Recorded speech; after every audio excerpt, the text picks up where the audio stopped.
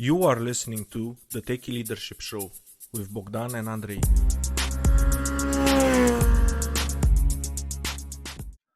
Hello and welcome to the Techie Leadership Show. Today with me I have Nick Hughes, and he, as the creator of Founders Life, is a successful entrepreneur with business achievements in social media, digital payments, and e-commerce.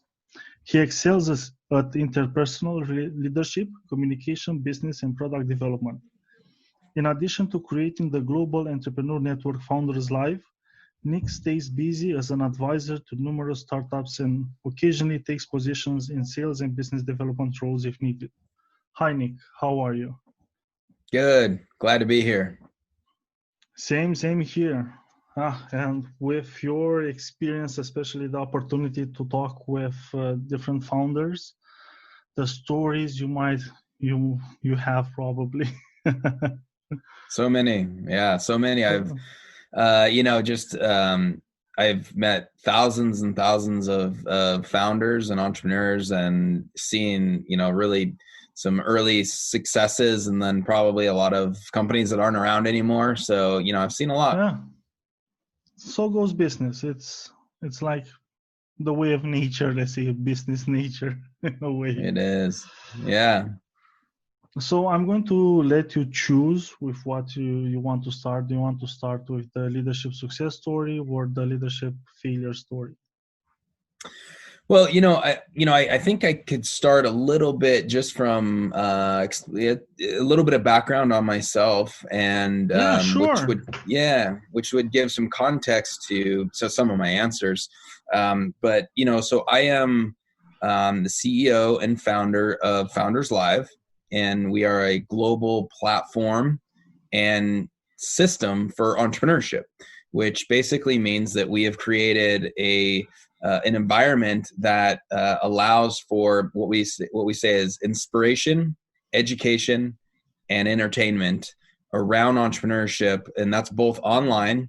And I'll give a little bit of backstory and then kind of where we're going. But that's an online community and platform. But we also, the history of Founders Live the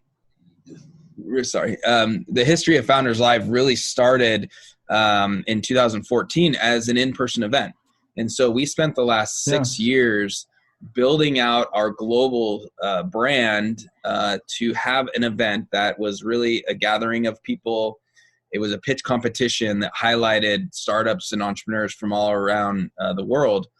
We started in Seattle, Washington, which is my hometown area.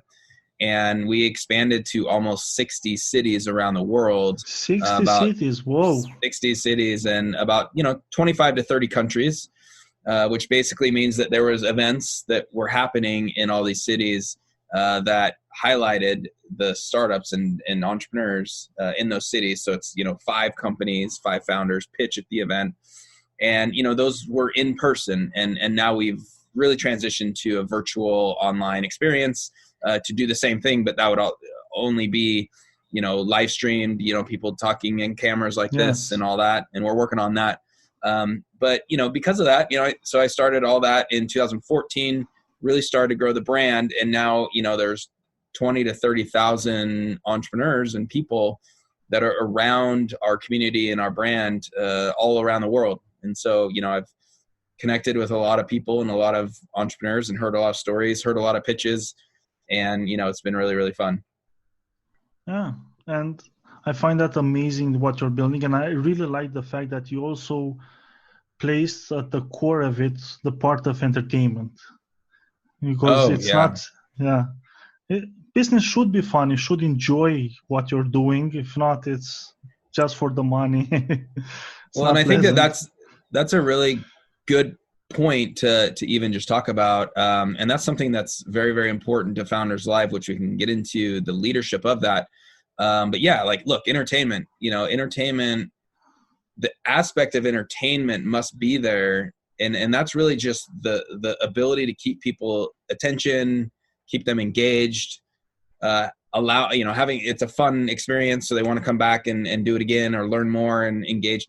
So, if things aren't entertaining, you're going to lose people. People get bored and they just go to something else. And so the fact that our leadership concepts, some of them are around the entertainment aspect of making business fun, adding unique and different things. That's our angle that, people really enjoy. Yeah, I bet. And do you have anything like in Romania? Because I'm based in Romania, do you have or are you planning to expanding here? Not yet, but we should talk about that after this conversation. Would love to, for sure. it's you probably know some people or might be interested. But yeah, we find city leaders, which this is one of the angles that I will talk about with leadership. But when we expand and launch, we find people in parts of the world to be essentially our leaders that then would run our events and build the community and all that. Great, sounds good. So if anybody listening here wants to bring Founders Live in their city, reach out to Nick and you'll make it happen. Absolutely. Let's get back to the stories. So with which one would you like to start? The success one or the failure one? Let's do the success. Yeah. Let's do the success. This is great. This is a good nice direction here.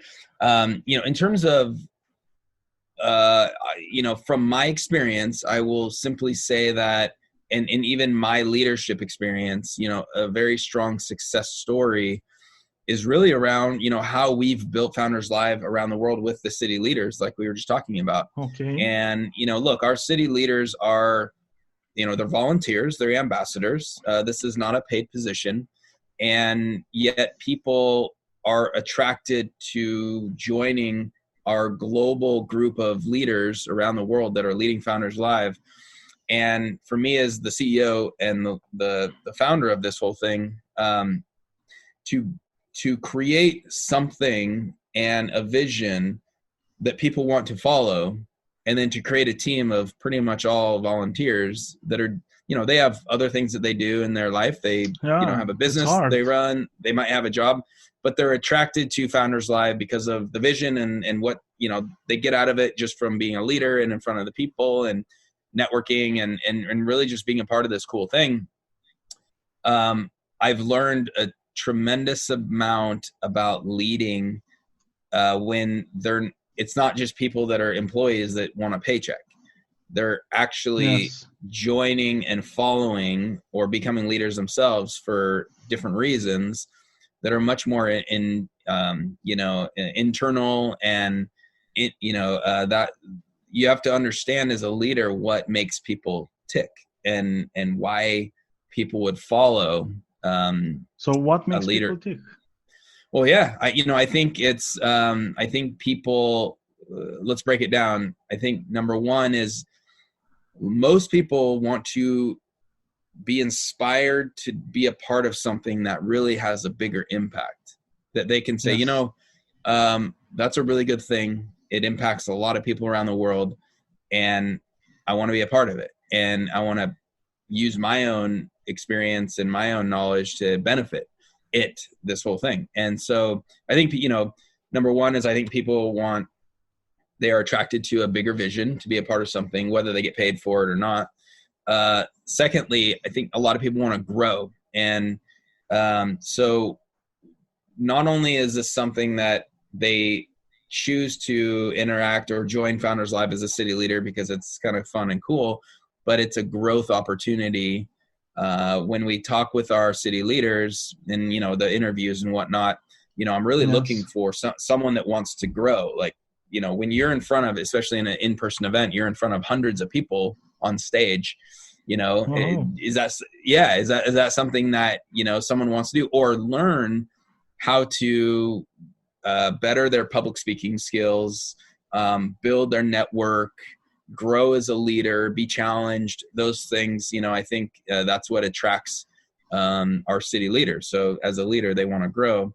Also the non-monetary benefits, essentially. So rather than getting paid, they value the things that are not associated with money initially, which is increasing their exposure, increasing their network of people.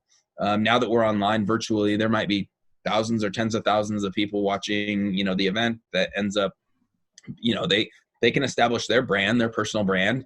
Yes. And so if you think about they value the non-monetary benefits of that versus just getting paid as a job. Those are the things that are very attractive to the city leaders, and what I've learned, especially when we are talking when this is all really a volunteer group of people around the world. And so it's been really fun.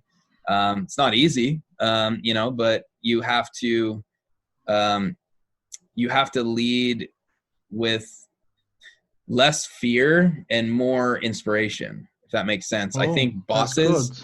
I think when bosses are, especially when you're paying someone and the job is responsible for their income, bosses can lead with fear. They can lead with, well, you better do this or you're going to get fired, or Yeah. and you can't do this in this sort of leadership. You have to really inspire people to continue to walk along versus just say, see you later. And it's not easy. For sure it's not easy, but I think it's like the purest form of leadership you can have, when there's no money involved and people just follow you because they want to follow you, and they see Yeah. the value you have and they agree with you, and they see the changes or the vision you have, and it's important to be able to express that vision to get them involved with it and say like, yes, Mm-hmm. what you have, I also want it, take me on that path. I agree. So, this might be a good time to transition to the, on the other side, the failure. Yes. And, given the timing of your question and the timing of the world, look, my answer simply is this. I think when you look at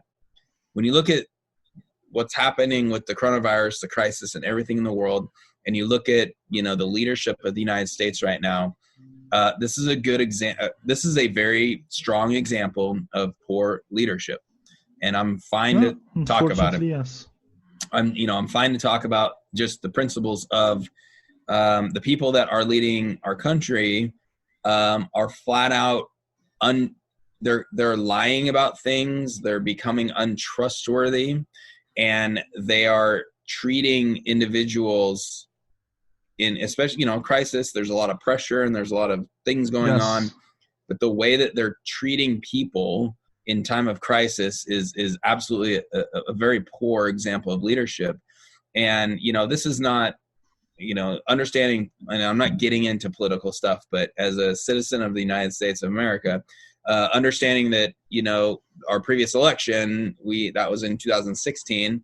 And then, knowing that coming to this point in time, when the crisis hit in the United States, we were not in a good place at that point in time, even before this has all happened. And, given the leadership, whether it's the president or other people in power at this point in time in the government, they're just not using the appropriate principles of leadership the way I feel and a lot of other people feel are the right choices to lead in times of crisis. And it's becoming a pretty clear bad result. I think the crisis is being drug out much longer than it could have. The cases in the United States, the death toll, and the economic fallout are all a result of bad choices of treating people wrongly, lying, covering up, delaying a challenging decision, right? So if you think about why is it a failure? Well, there's just been a delay of taking a strong stance and making a decision as a leader. You got to do that instantly and then move on. You can't delay and waver on things and wait too long. It's costing lives. You have to roll with the punches. You do, and I think that's what we're seeing right now. So, unfortunately, it's a bad example of leadership. And, anyone can just read a news clip or, look online and you're going to see daily just very bad examples of leadership right now. And that's really too bad. In a way, it's also like we have like a global shifting of political leaders in a way.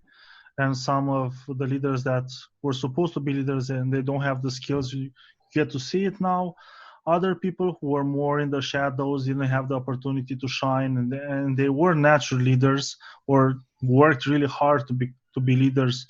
You get to see them now being more proactive and taking good decisions. So in a way, we're trying to pick up like the positive things from all this mess that is going on around the world, and that's one Yeah. positive thing. It's in each country you start to see like who are people you should back when it comes to the next election, and you should support them because clearly they know how to handle a crisis and how to handle themselves and make good decision. So trying to make lemonade here. Trying, yeah. Yeah, exactly. And Nick, would you have like a more personal failure story that you would like to share? I would say not off the top of my head in terms of personal leader, Not yours, or something that you witnessed or you saw because you're involved with a yeah. lot of companies, something that is really common happening, a pitfall that many new leaders fall into. Well, yeah, I'll answer it this way. I think when you look at early stage companies, a lot of, younger founders or founders that are inexperienced, especially when you Yes. have teams of founders. So let's talk about that. So, a group of individuals are coming together and they want to create a company. Doesn't necessarily matter what age they are. The failure in leadership is really the failure in communication. And whoever that CEO or leader is, so depending on the team, if they've determined, number one, you got to have a strong conversation on what are we doing, who's doing what, so what positions are that. So Yes. so a failure of lack of identifying who is in what position, then so that's really a lack of team communication. Also trust, because they really don't have the trust of each other to even put each other in responsible positions and then operate in a dynamic of a Why are structure, they in right? business together if they don't have trust? And well, that's a very good question that maybe a lot of people need to ask. But and then I think the last one in that scenario is, as the CEO, holding your team accountable and having the strength to have those tough conversations. And I think in team dynamics, the best approach is really understanding the leadership dynamic, who is running the team, and then whoever that is, there's bilateral trust and authentic interaction and communication, so that in the end people are held accountable, and they're held accountable for their job to deliver results, and either that's build the product or make sales or get the marketing out and help grow the company. And if there's no trust and there's no respect, then the teammates are not going to do what they're supposed to, and they don't think that there's any repercussions, and obviously the CEO hasn't developed the trust and respect of all the team, vice versa. So the point is, there's a breakdown in communication, and so I think even if a team of 3 or 5 or 10, there needs to be strong communication and establishment of who is the final decision maker. That doesn't mean that they're gonna disrespect everyone and treat everyone wrongly. Hopefully not. But in the end, there has to be a clear, established line of responsibility, line of leadership, and people need to be held accountable. And I think when I see breakdowns in early stage companies, it's because there's no clear leadership and no one's taken that stance, and then nothing gets done, or not on a high quality standard. Yeah. And it's really important to be clear of the roles of everybody involved, because when everything is good, well, everybody wants to claim, but when things go sideways, that's when somebody has to step up and claim all those mistakes and say, okay, it's my fault. We did this. Let's try this. How can we fix it? And Yeah. usually that's when the problems appear. It's like when things aren't rosy. Yep. And Nick, after all your experience, especially working with so many founders in companies, what would be your leadership philosophy? Yeah. I was trying to think about, is there an exact term for this, but, I think it falls into as a benevolent leader or, benevolent leadership. And that's really about, I think it falls back to what I was saying earlier, which is, really when you lead people that aren't necessarily getting any income, so they actually are choosing 100% to follow you or be a part of the team, you really have to lead through inspiration and lead through example, and then treating people, by the golden rule or whatever you want to use in terms of it's inspiring leadership that pulls them, with you versus fear-based leadership that pushes them along and forces them along. So as a benevolent leader, I would say that's my philosophy, which I can get into, I think, some 3 tips or advice around leadership. We can get into So that. what would be the 3 tips? What would Right. be those 3 tips? Well, yeah, I think the first one is, really craft. As any leader, I would say craft an absolute, the fundamental inspiring vision.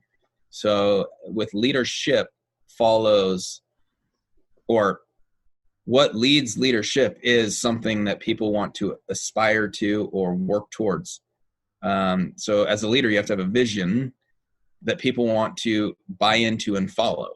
So that's number one. You got to have some sort of paint the vision of the future, paint something. How is the world better because this is here and we can all go forward and work towards that. That inspires people. And then that also takes away, it removes the person as the leader. And it's like, no, we're all pointing that direction. We're all going there. So I think that's number one. Second one is really about listening, and, not only listening to people, but listening to environment. So first is, listening, you have to communicate, communication with the people that might be a part of the team or following the leader, as well as listening to them and being much more of a listener than a teller, and asking a lot of questions, really about getting information, which I'll get to my third one, but listening, actively listening, taking their advice, respecting them and understanding, everyone has a point of view, and everyone has a point of view, right? So whether it's right or wrong, there's a point of view. And so as a leader, you really communicate with them and listen to them, and, listen to your team, because if you think about it, I mean, take the number of people you're leading. So whether that's 10 or 100 or 1,000, well, that's like 1,000 ears and 1,000 eyes. So that's much better than 2, right? And so when you think about that, there's like, if you just think about data points, it's like, geez, I would rather have 1,000 data points than 2 data points. And, that's a really strong understanding of leadership when someone embraces listening to their followers and listening to their people, versus not doing that. And lastly, it kind of comes along with, which is learning, and be a learner. So, as a leader, you're basically a learner. If you're not a learner as a leader, you're done for, in my opinion. So having a learner mentality of always, learning more about everything that you're working on, like your industry, learning about the world, learning about, various parts of nature and various ways that the dynamics of the world and the universe, and then into your industry and your team, and then your product, and then people. Learning, like I try to learn as much about human nature and people as possible. It's very difficult, but learning what is motivating, inspiring to people. So all that, just being a learner is really my third tip on leadership. So that you are, as an individual and as a leader, you're just open to bettering yourself and growing. So those are the 3 tips. And Yeah. Nick, since we finished with learning, that actually segues in my next question. What is the book that had the most profound impact on you? Yeah. I think that's a difficult question just because there's so many. I'll give, I'll maybe give a couple of examples. I think the one that I've read recently that has a profound effect has been, it's called Shoe Dog, and it's the story of Nike and their founder. His name is Phil Knight, and the basically it's the story of how Nike was created, and it's a true story, and it's his autobiography, basically telling the story of how he started early on. This was the late 60s, early 70s, and he started by like selling Japanese shoes. Literally, like he would order these shoes and then resell them in the United States, and then it kind of flew. The story grows to they decide to manufacture their own shoe, and yet then his discovery of what entrepreneurship really was, and how he wanted to create not just a company, a business, a brand, which is Nike, but a whole new category and a whole new like vision of what humans were in his sense of becoming a champion. And if you think about Nike, before Nike was created, there wasn't necessarily an entire industry around the amateur athlete. So basically like the everyday person becoming, healthy and, going out on running or exercising or being athletic in any nature. They created that. And he had a vision, he loved to go out and run. And he was like, why am I doing that? Like, why do I like going out on the road and running for 3 to 5 to 10 miles? And he wanted to create a shoe to make it feel better. And then he started to understand that it's not just the shoe. It's actually, and if you think about what the Nike swoosh means to people now, just the vision of Nike is, it is global in nature, and it empowers people to want to strive to be better. And I'm like, dang, that's awesome. So just this whole story, which they should have gone out of business, like, a number of times. The story is amazing. Anyone, just read the book, Shoe Dog. And to me, it's an inspiring story of never giving up, having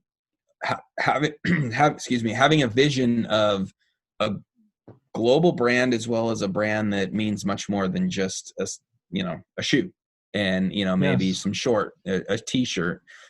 And so I take a lot of that, just understanding that story. I've really taken a lot of that as I grow Founders Live to really mean the meaning of Founders Live, and really the vision is much more than, just a pitch competition online or, in cities or online. It's not just a pitch competition. It's not just a destination online. It's not just a community. We are really viewing, like I say, there's no Nike for entrepreneurship right now. There actually is not. So when Nike was growing, there was no Nike for, athletics. They created that. They created that industry and essentially that position of number one in that market. And I think we can do the same thing in entrepreneurship in various ways. Just opening, the whole concept of growing the pie. I think that we can help people around the world really understand what entrepreneurship really is and what they have possible in their life to achieve if they just understand, learn, and see the vision for themselves. So I think that that's really cool. And that's why that book was so impactful to me. Yeah. Okay. And you said you have a couple of them. So yeah. I think another one would be, well, since this is leadership, any book by John Maxwell. It doesn't have to be just leadership. It has to be something that had like a profound impact on you. Well, right. But, I'll say any book by John Maxwell, who I read a lot of his books early on, John C. Maxwell, and he's huge on leadership, and so when you look at even like the 360 leader, right? That's a book that says, as a leader, understanding that they're, from, you lead down, you lead up, you lead sideways with people around your life and your business. You have to understand those principles. Another one is like winning with people, and that's simply understanding that leadership is really about winning with people. How do you Yes. interact, and how do you get the best out of people? But you have to understand them. And so like that leadership book is fully about how to communicate and interact with people, and that tremendous. So you take all of his books. I mean, he's got 20, 30, 50 books, I don't even know, and you just read all those. You can read it. There's audio.